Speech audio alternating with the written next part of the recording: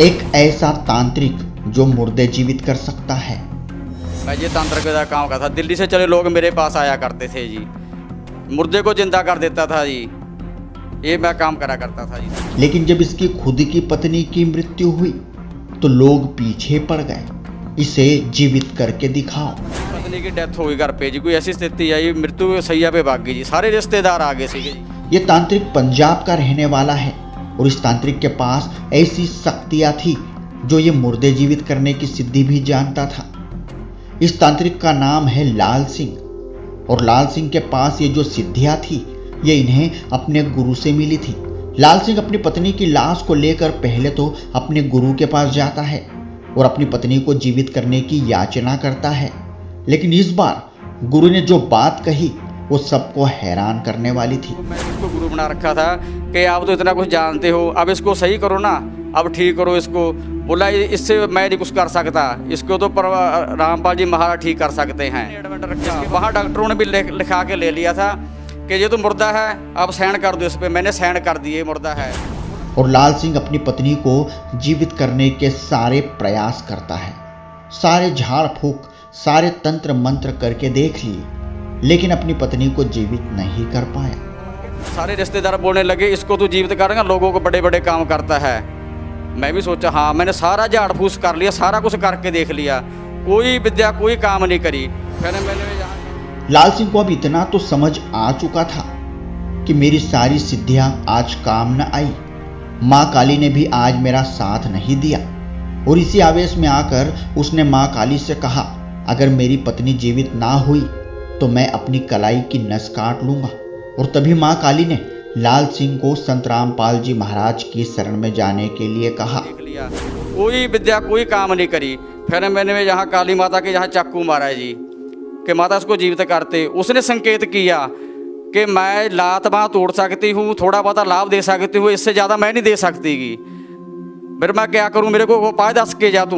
बोलती है इस पृथ्वी पे पूर्ण परमात्मा रामपाल जी महाराज आए हुए हैं, उनसे जाके नाम दीक्षा ले, फिर तेरा कल्याण होगा। मेरे पास बच्चा कुछ नहीं है। फिर मैंने बंदी छोड़, मैं नाम ले लूँगा, इसको जीवित कर दे।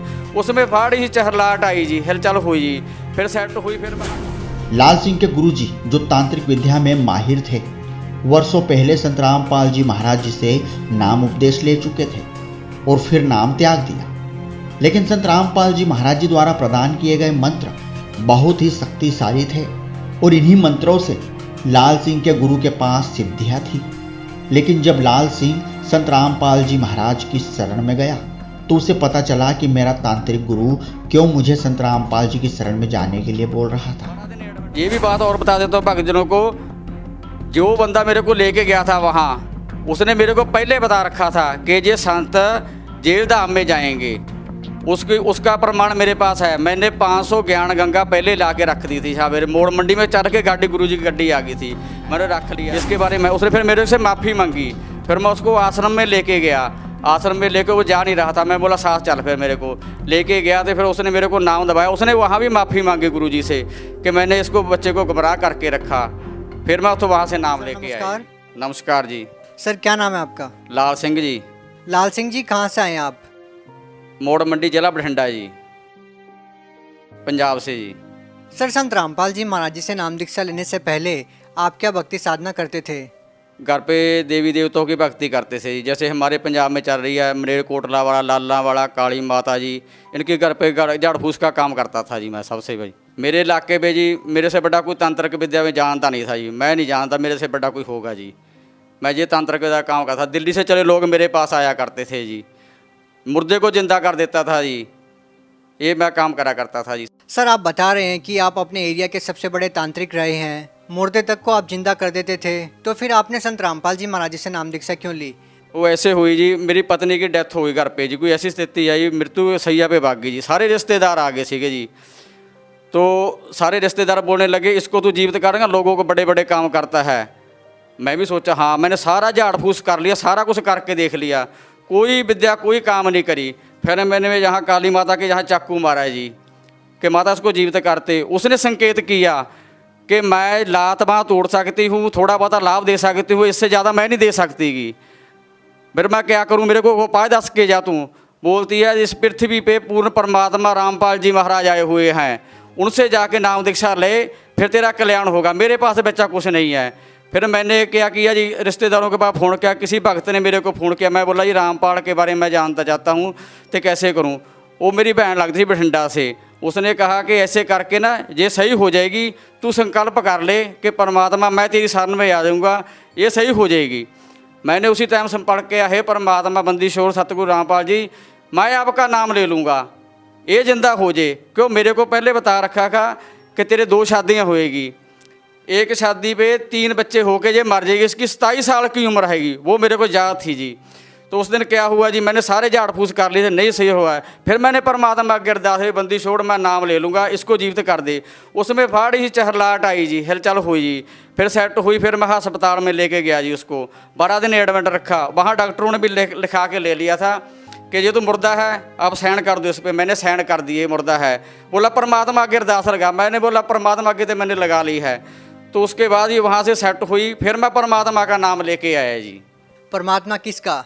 संत रामपाल जी महाराज का नाम लेके आया मैं बरवाड़ा में जाके जी, 2012 में नाम लिया मैंने जी। सर, आपने बताया कि जब आपने काली माता के नाम पर अपने हाथ पे चाकू मारा और आपने कहा कि इसको जीवित कीजिए या फिर मेरे को रास्ता बताइए, और फिर काली माता ने रास्ता बताया कि संत रामपाल जी महाराज जी से नाम दीक्षा ले लो। इससे पहले आपको काली माता ने रास्ता क्यों नहीं बताया? ਉਹਨਾਂ ਨੇ ਉਹ ਕਹਿੰਦੇ ਸਾਡੇ ਕੋਲ ਕੋਈ ਰਾਸਤਾ ਨਹੀਂ ਜੀ, ਅਸੀਂ ਥੋੜਾ ਬਹੁਤਾ ਲਾਭ ਦੇ ਸਕਦੇ ਹਾਂ ਤੈਨੂੰ, ਕੋਈ ਸੱਟੇ ਦਾ ਨੰਬਰ ਦੇ ਸਕਦੇ, ਉਹ ਵੀ ਮੇਰੇ ਕੋਲ ਆਉਂਦੇ ਸੀ, ਹੋਰ ਲਾਭ ਦੇ ਸਕਦੇ, ਲੋਕ ਠੀਕ ਹੋ ਜਾਂਦੇ ਸੀ। ਇਹਦੀ ਹੁਣ ਉਮਰ ਹੈ ਹੀ ਨਹੀਂ ਗੀ, ਇਹਦੀ ਉਮਰ ਤਾਂ ਪਹਿਲਾਂ ਸੰਤ ਰਾਮਪਾਲ ਵਧਾ ਸਕਦਾ, ਉਹਦੇ ਜਾ ਕੇ ਚਰਨ ਫੜ ਲਾ, ਤੂੰ ਸਾਡਾ ਖਹਿੜਾ ਛੱਡ ਦਿਓ ਤੂੰ। लेकिन आपकी इन बातों पे विश्वास कौन करेगा? ਉਹ ਐਸੇ ਕਰਿਆ ਜੀ, ਮੇਰੇ ਸਾਹਮਣੇ ਚਮਤਕਾਰ ਹੋਇਆ ਜੀ ਉਸਦੇ। ਉਹ ਸਾਰੇ ਕਹਿੰਦੇ ਮੁਰਦੇ ਥੱਲੇ नहीं, आप अकेले थे क्या वहाँ पे? सारा परिवार था, मेरे सारे रिश्तेदार, मेरे सੱਸ ਸਹੁਰੇ ਸਾਰੇ ਆ ਗਏ ਸੀ। ਮੰਜੇ ਤੇ ਪਾ ਰੱਖੀ ਸੀ, ਚੱਟਾ ਕੱਪੜਾ ਪਾ ਰੱਖਿਆ ਸੀ। ਤੁਸੀਂ ਪਿੰਡ 'ਚ ਜਾ ਕੇ ਮੇਰੇ ਪੁੱਛ ਸਕਦੇ, ਮੌੜ ਮੰਡੀ ਨਵੀਂ ਬਸਤੀ ਪੀਰਖਾਨੇ ਕੋਲੇ ਮੇਰਾ ਘਰ ਆ, ਲਾਲ ਸਿੰਘ ਮਿਸਤਰੀ ਆ ਮੈਂ ਜੀ। तो क्या सभी आज भी उस घटना को जानते हैं? ਸਾਰੇ ਜਾਣਦੇ ਆ। ਉਸ ਤੋਂ ਬਾਅਦ ਜੀ ਜਦੋਂ ਮੈਂ ਸੰਕਲਪ ਕਰਿਆ ਪਰਮਾਤਮਾ ਮੈਂ ਨਾਮ ਲੈ ਲੂੰਗਾ, ਕਿਤੇ ਵੀ ਬਰਵਾਲਾ ਹੋਵੇ ਮੈਂ ਆ ਕੇ ਭਾਲ ਲੂੰਗਾ। ਉਸ ਤੋਂ ਬਾਅਦ ਫਿਰ ਮੈਂ ਜੀ ਇੱਕ ਭਗਤ ਨਾਲ ਗੱਲ ਕਰੀ ਜੀ, ਜਿਹੜੇ ਰਾਮਪਾਲ ਦੇ ਨਾਮ ਲੈ ਰੱਖਿਆ ਸੀ। ਉਹਨਾਂ ਨੇ ਕਿਹਾ ਵੀ ਇਸ ਤਰ੍ਹਾਂ ਐਂ ਕਰਕੇ ਤੁਸੀਂ ਇੱਥੋਂ ਜਾ ਕੇ ਇਸ ਤਰ੍ਹਾਂ ਤੁਹਾਨੂੰ ਨਾਲ ਲੈ ਜਾ ਕੇ ਨਾਮ ਦਵਾ ਲਿਆਵਾਂਗੇ। ਫਿਰ ਉਹ ਮੈਨੂੰ ਨਾਮ ਦਵਾ ਕੇ ਲੈ ਜੀ, ਫਿਰ ਮੇਰੇ ਘਰ ਦੀ ਸਥਿਤੀ ਠੀਕ ਹੋਈ ਜੀ। ਅਤੇ ਉਹਦੀ ਉਮਰ ਦੱਸ ਰੱਖੀ ਸੀ ਤੰਤਰਕਾਂ ਨੇ ਵੀ ਇਹ 3 ਬੱਚਿਆਂ ਨੂੰ ਦੇ ਕੇ 27 ਸਾਲ ਦੀ ਮਰੂਗੀ। ਅੱਜ 35 ਸਾਲ ਤੋਂ ਉੱਤੇ ਉਮਰ ਹੋ ਰਹੀ ਹੈ ਜੀ, ਉਹ ਜੀਵਤ ਹੈ जी। क्या आपने पहले कभी किसी साधु संत से नाम दीक्षा ले रखी थी? सर मैं आपको एक और बताना चाहूँगा कि मैंने एक ऐसे व्यक्ति से नाम ले रखा था, और उसने नाम ले रखा था, उसने मेरे को मंत्र दिए। उसने रामपाल जी महाराज की भगत चरा के ना, मंत्र चरा के उसने मेरे को 8 साल तक गुमराह करके रखा। मैंने उसको कहा, जिसने मैं इसको गुरु बना रखा था, कि आप तो इतना कुछ जानते हो, अब इसको सही करो ना, अब ठीक करो इसको। बोला इससे मैं नहीं कुछ कर सकता, इसको तो रामपाल जी महाराज ठीक कर सकते हैं, इसके बारे में। उसने फिर मेरे से माफ़ी मांगी। फिर मैं उसको आश्रम में लेके गया। आश्रम में लेके वो जा नहीं रहा था, मैं बोला साथ चल। फिर मेरे को लेके गया तो फिर उसने मेरे को नाम दबाया। उसने वहाँ भी माफ़ी मांगी गुरु जी से कि मैंने इसको बच्चे को गुमराह करके रखा। फिर मैं तो वहाँ से नाम लेके आया जी। सर, आप खुद भी एक तांत्रिक थे। आपने जिससे नाम दीक्षा ली थी वो भी सिद्धियां करते थे, लोगों को ठीक करते थे, और काली माता ने भी आपको संकेत किया कि संत रामपाल जी महाराज जी पूर्ण संत हैं, उनसे नाम दीक्षा ले लो। लेकिन आज वही पूर्ण संत जेल में है। क्या आज भी आपकी आस्था संत रामपाल जी महाराज में है? हाँ जी, उससे भी ज़्यादा जी। ये भी बात और बता देता हूँ भक्तजनों को, जो बंदा मेरे को लेके गया था वहाँ, उसने मेरे को पहले बता रखा था कि ये संत जेल धाम में जाएंगे, उसका प्रमाण मेरे पास है। मैंने 500 ज्ञान गंगा पहले ला के रख दी थी। हाँ, मेरे मोड़ मंडी में चढ़ के गाड़ी, गुरु जी की गाड़ी आ गई थी, मैंने रख लिया। मेरे को पता था कि ये काम आएगी, वो मैंने 500 ज्ञान गंगा रख ली थी, तो वो मेरे बाद में काम आई। उसके बाद उसने ये भी कहा था कि वो इसके बाद फिर मौका नहीं आएगा। उसके हमारी और भी श्रद्धा बढ़ गई उसके पहले बताने से कि गुरुजी वहाँ जेल धाम में चले गए। उससे बहुत ज़्यादा हमारी और श्रद्धा बढ़ गई परमात्मा रामपाल जी महाराज के प्रति। मतलब आपको पहले ही पता चल गया था कि संत रामपाल जी महाराज जेल में जाएंगे? हाँ जी, उसने पहले बता दिया था, शर्त करी थी मेरे बात, अगर तेरे को लाभ ना मिले तो मेरे को मना कर, मेरी जीभ काट देना। जेल जाएंगे, जेल धाम में जाएंगे, तो तू पीछे नहीं हटना। मैं बोला 8 साल तुमने मेरे को कहा कि काली माता की घर पे नीचे बैठ के रोटी खा। मैं नीचे बैठ के खाई, मैंने पानी में खड़ के भी साधना की उसके साथ, पोह के महीने में सियाल का महीना होंगे पोह उसके बाद मैं नहर में खड़ के साधना की। मैं बोला अब क्या पीछे हटूँगा, मैं नहीं पीछे हटूँगा। उसके बाद फिर मेरे को और भी श्रद्धा बढ़ गई। जब मेरी जनानी वहाँ से आके जीवित हुई, सही होगी, आज भी जाके पूछ सकते। उसके बाद फिर मेरा मकान गिर गया जी, 6 फुट डूंगा था। उसके बाद परमात्मा ऐसी दया करी और मकान पवा दिया। उसके बाद बारिश पड़ गई सी 4 फुट डूंगी, बेड टुट गया, पखा सड़ गया, कूलर सड़ गया, टीवी सड़ गया, सारा कुछ ए टू जेड नवा आ रहा मेरे घर पे। अब परमात्मा ने इतना ऊंचा कर लिया, 27 फुट पे छत पे मेरी छत पड़ी है, उत्ते संत रामपाल जी महाराज जी का पोस्टर लगा हुआ है। हम नहीं पीछे हटे, ना पीछे हटेंगे, क्योंकि हमको पहले पता था ये होना है, ये तो वो तो हो गया। अब हमको कोई डरने की लोड़ नहीं है जी। सर, आप संत रामपाल जी महाराज जी से नाम दीक्षा लेने से पहले कोई नशा भी करते थे क्या? सर नशे की तो आपको मैं क्या बताऊं, इतना नशा करता था, बुक्की भी मैं खाता था जी, दारू भी पीता था। क्योंकि गाली माता गद्दी थी कि एक मुर्गी काट ली, एक बोतल मंगवा ली और 4 मैं कैप्सूल खाता था लीले। इतनी लत पड़ गई थी बहुत ज़्यादा। जो व्यक्ति मेरे को लेके गया था आश्रम में, उसने ये कहा था, मैं सुल्फा 1.5 तोला लेके गया था जब नाम लेने गया था। मैं बोला देख नाम ले लूँगा, ये नशा नहीं मैं छोड़ सकता। मेरे को पता नहीं था कि परमात्मा इतनी भी दया कर सकते हैंगे। मैं 1.5 तोला ले गया सुल्फे का, छत जाते जाते पीता गया जी। मैंने बाहर बस अड्डे में रख दिया। तो उसने ये कहा था इतनी तो बड़ी बोतल दिलवाऊंगा संत रामपाल जी, अंदर से आएगी कोई बात नहीं, ये तेरे का मैं सर्टिफिकेट बना दूंगा दारू का, और नशे का तो करते रहना, भक्ति करते ना। जैसे मैं अंदर गया, परमात्मा से नाम दीक्षा ली, सिर पे हाथ रखा, वो तो मेरे से पता ही नहीं चला कि कब मेरे लत छूट गई। 3 दिन मैं वहाँ परमात्मा की साथ सुनूंगी, 3 दिन मैं रह के गया। बाद में मेरे को लोड नहीं पड़ी। और जितना मेरा पोटा पड़ा था घर पे, लीले कैप्सूल और बुक्की और दारू और बंडल, वो जैसे मैंने नाम लेके आया, मैं बाहर आके ना उसको पीना तो दूर, मैंने हाथ भी नहीं लगाया, मैं डंडे से बाहर करके ना मिट्टी का तेल पा के फूका उनको घर पे आके।